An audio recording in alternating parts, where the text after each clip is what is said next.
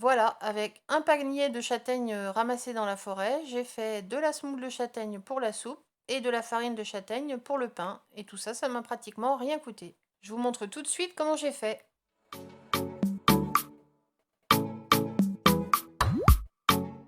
Aujourd'hui, on va parler de la châtaigne. Alors, je vous propose trois utilisations différentes de la châtaigne. Tout simplement grillée à la poêle, dans les soupes et en farine. Alors, d'abord pour voir si elles sont toutes bonnes, si elles ne sont pas véreuses, vous prenez un récipient avec de l'eau et vous plongez vos châtaignes dedans. Et toutes celles qui remontent à la surface, ça veut dire qu'elles sont véreuses.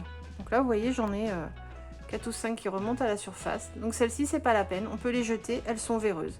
Celles qui sont au fond, c'est bon. Je vais vous montrer si vous voulez. Et là, j'en prends une qui est au fond.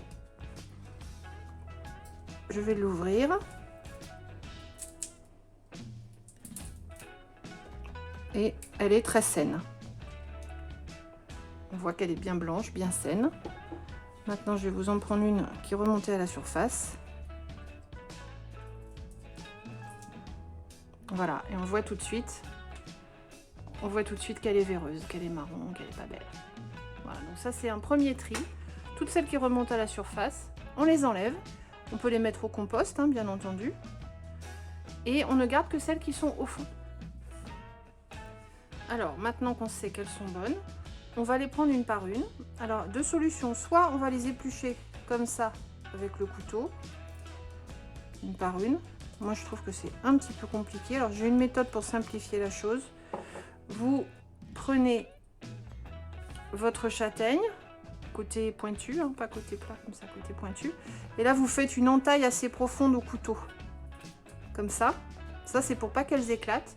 Et vous les mettez dans un bol et au micro-ondes pendant 30 secondes. Comme ça, elles vont s'ouvrir par l'entaille. Et elles seront beaucoup plus faciles à éplucher. Donc, je fais ça. On met au micro-ondes et on se retrouve juste après. Donc, elles sortent du micro-ondes. Maintenant, vous n'avez plus qu'à les éplucher comme ça en tirant sur la peau. C'est très très facile à éplucher. Voilà. Quand vous les avez épluchées comme ça, je vais vous en faire 2 ou 3 pour que vous voyez bien. Hop. Voilà. Vous voyez, c'est très très facile une fois passé au micro-ondes. La peau s'en va toute seule. Donc, une fois qu'elles sont épluchées comme ça, vous avez plusieurs solutions. Soit vous allez vouloir les manger telles quelles. Dans ces cas-là, vous les faites bouillir. Vous les faites blanchir, donc à l'eau. Et ensuite, vous les faites revenir dans une poêle avec du beurre, un petit peu de sel. Soit si vous voulez un petit peu changer de recette, ou parce que vous en avez énormément et que vous ne savez pas quoi en faire, je vais vous montrer comment on fait de la farine de châtaigne. Donc là, vous allez les couper en 4, à peu près. Et vous allez les mettre à sécher dans votre four, sur la plaque, avec du papier sulfurisé. Donc ça va être un petit peu long, mais c'est l'étape nécessaire du séchage avant de les réduire en farine.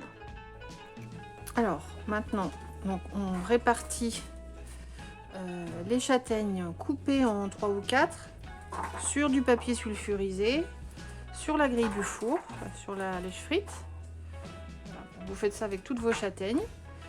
Et vous allez mettre ça au four pendant 3 heures, doucement, sur 30-40 degrés, vraiment le plus bas de votre four, pour les sécher. Alors n'ayez pas peur, je me suis renseignée, 3 heures de four, ça coûte moins de 50 centimes en consommation électrique. Donc c'est vraiment pas monstrueux. Et donc il faut qu'elles soient bien sèches et on ne les ressortira qu'une fois qu'elles seront bien dures. En fait, quand vous allez les sortir, il ne faut pas qu'on puisse enfoncer l'ongle dedans, il ne faut pas que ce soit mou du tout. Donc à peu près 3 heures selon votre four. Voilà, on se retrouve tout à l'heure. Alors au bout de 3 heures de cuisson, c'était pas tout à fait assez dur, donc j'ai rajouté encore une demi-heure à 40 degrés. Et là ça y est, les châtaignes sont bien dures, on ne peut pas enfoncer l'ongle, elles sont vraiment bien dures, bien cassantes. Donc là je vais les prendre et je vais les mettre dans le robot et je vais tout écraser le plus fin possible pour faire la farine. Vous voyez que la farine, elle s'est déposée là sur les bords. Tout ce qui est sur le bord là, c'est déjà de la farine. Et puis au fond, c'est de la poudre. Cette poudre-là, on va la passer dans un tamis ou dans un... Moi, j'ai un chinois. va passer dans le chinois ou dans le tamis, pour bien la tamiser et récupérer uniquement la farine, donc ce qu'il y a de plus fin. On mélange bien et en dessous, vous voyez, dans le fond du bol, on récupère la farine. Alors, une fois que vous avez fait tout ça, ce qui vous reste dans la passoire ou dans le tamis, c'est ce qu'on appelle la semoule. C'est ça, c'est plus épais, vous voyez, il y a des morceaux dedans. Ça, surtout, vous ne le jetez pas, ça va vous servir à faire de la soupe.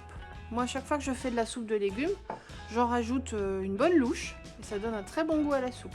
Surtout, ne le jetez pas. Par contre, il y a trop de morceaux pour être utilisés en farine. Ça croustillerait sous la dent, donc c'est pas l'effet voulu. Donc ça, pour la soupe.